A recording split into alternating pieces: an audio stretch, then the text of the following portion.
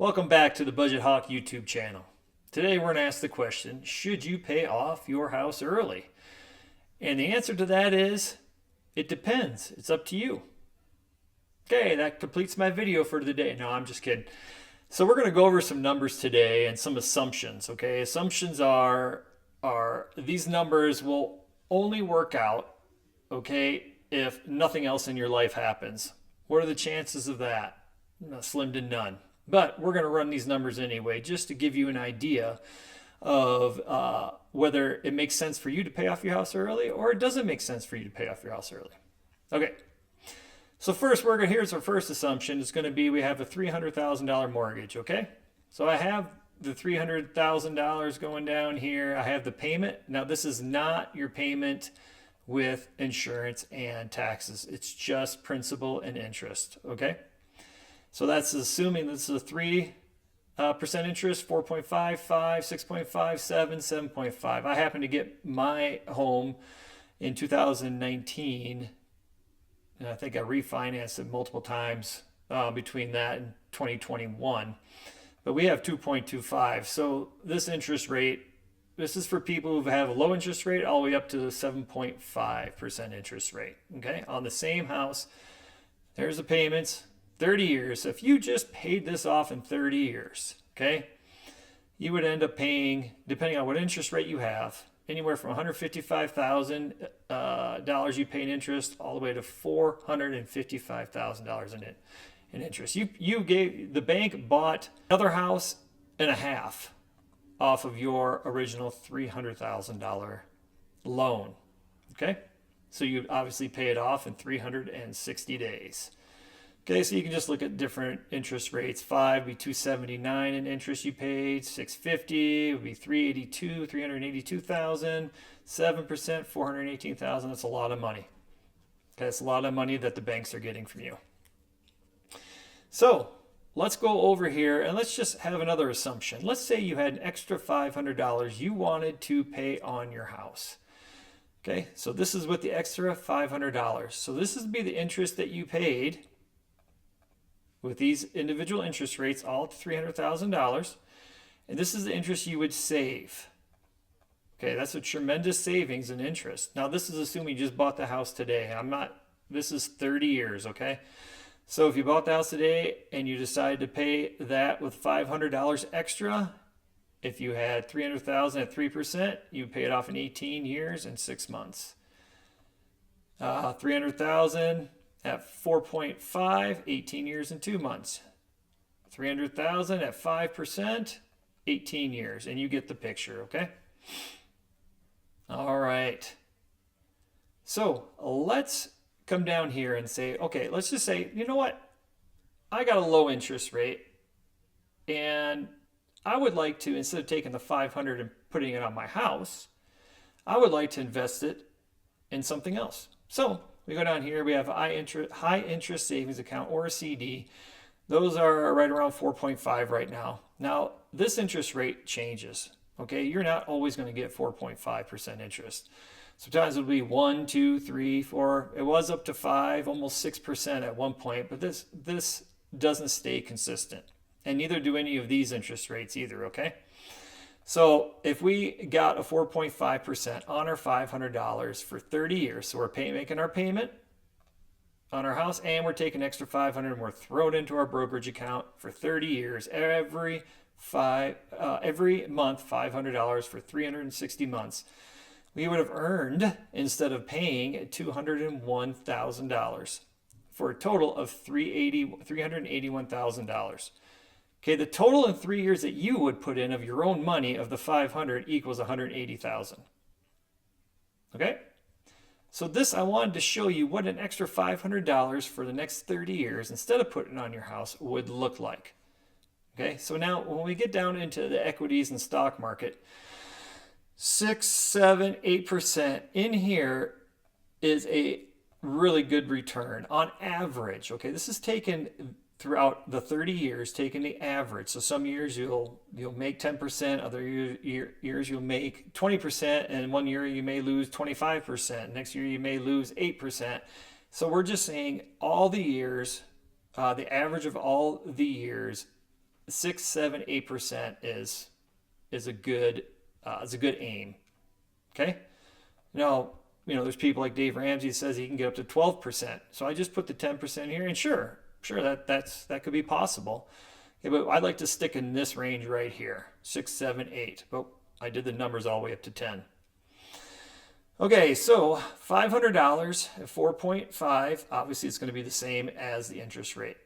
Okay, 5%, $237,000, a total of $417,000 at the end of 30 years. Okay, 6%, $504,000, $324,000 interest, 7 years, $433 interest earned, $613 total. 8%, $570,000, $750, $750,000. 9%, $742 interest, $900, almost $1 million in 30 years, just off $500 a month. And then 10%, $360 interest earned. Remember, you're only putting in $180,000, and you would have earned $959, almost $1 million, and then over $1 million total. If you averaged throughout the 30 years, 10%. Okay?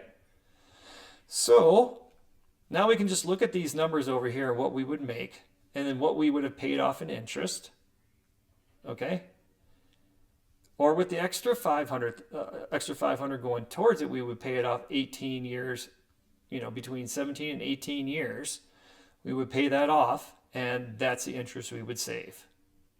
So you guys can go ahead and take a screenshot of this and look at it and decide what would be best for you. But I went ahead and I did something a little different here. Let's roll down. Okay, I made some more assumptions. Okay, so our first assumption here, let me make this bigger so we can hide these other ones. Okay, so here's our next assumption. Okay, so this is going to be either a CD, the 4.5 interest, high interest savings account, a CD, which you're not going to get 4.5 all the time, and then the stock market. Okay, so if we just took the extra $500, okay, and after we paid the house off. Okay, so that would be 12 years left okay, so if you didn't pay the house off, if you didn't pay the house off in 30 years, we're just going to take 30 years as a total. So we're going to come over here and we're going to see that it took, we're going to use this number right here, this the 300,000 at 5%. Okay? So you notice it took us 18 years to pay that off. So when we scroll down and we look, so that extra we were putting towards the house, we're keeping the principal and the interest. Okay? We're just going to put that in our checking account and spend it, do whatever you want with that money. We're just going to take the extra 500 that we were paying on the house and we're just going to invest it. Okay? So we have 12 years to invest that money. So 30 minus 18, 30 years minus 18 equals 12. So if we just put that in, we would earn $23,000 at 4.5%, $23,000 for a total of $95,000. So at the end of the 12 years, we would have, or at the end of the 30 years, we'd have a paid off house and we would have $95,000. If we did it at 5%, we would have earned $26,000, almost $27,000, and we'd have almost $99,000 at the end of the 30 total of 30 years, but at the end of the 12-year mark. 6%, $33,000 interest earned, $105,000. 7%, oh, that is wrong. That is wrong. I think that is 44,000. But $113,000 at the end. Okay, at the end of the 12 years. 8%, $49,000 earned, $121,000. 9%, $57,000, almost $58,000.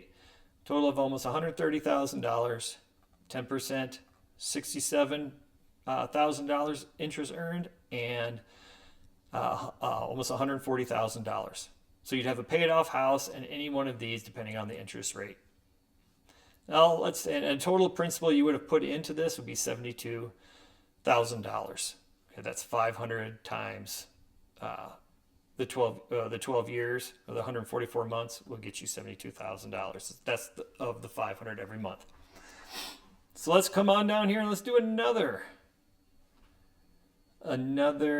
scenario / assumption here.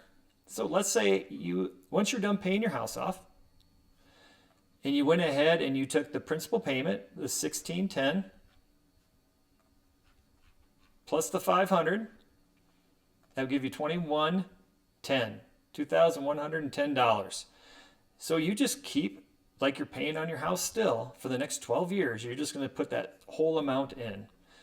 You would have earned $99,000 in 12 years, $401,000 you would have. Okay, you can look at these numbers: 5%, 112, 400, 6%, 400, almost 450, 475, 8%, 500, 9%, 545, 10%, $585,000. Okay, the total principal you would have put in, that's the total of the 2110 for the next 12 years will be $302,000. Okay, so now that you see that, let me squeeze this together so you can see a little bit more of this. So, the answer to this question, should you pay your house off early, is subjective. It's what do you want to do? Do you feel better? Do you feel more secure having your house paid off? Then pay it off. If you have a low interest rate and you're going to get a higher interest rate, so sometimes we can look at this 5% and we can say, well, if I can get 7-8%, I'm ahead 2%. 2 to 3%, because 7% minus 5% is 2%. So it may make more sense for you to get your money in, and if you earn 7%, at the end of 30 years, you'll have your house paid off and you'll have $613,000. So it all depends on the person and what makes them feel comfortable. If you feel comfortable having your house paid off and not having that monthly payment, even though you will still have a monthly payment, you'll still have a monthly payment of whatever your taxes and your insurance is going to be on your house. But if it makes sense to you to pay this off and it makes you feel comfortable, do it. If you don't mind having this for the next 30 years and you want to start getting your money invested, then go ahead and get the 500. Put the 500 in here, don't pay it against your house, and you can start earning. So at the end of the 30 years, let's say you're 30 years old and you're buying your first house for $300,000. At the age of 60, you'll have your house paid off and you'll have roughly anywhere between $500,000 and $250,000 in your account, maybe even up to $1 million. Okay, and $500 is minimal. Okay, you can probably get that with matching at your employment if you have somebody that matches, if you have a company that matches your contribution. So I just did this for you guys to see if it makes sense for you to do it or not. And again, there's no one way. I know Dave Ramsey says to pay your house off.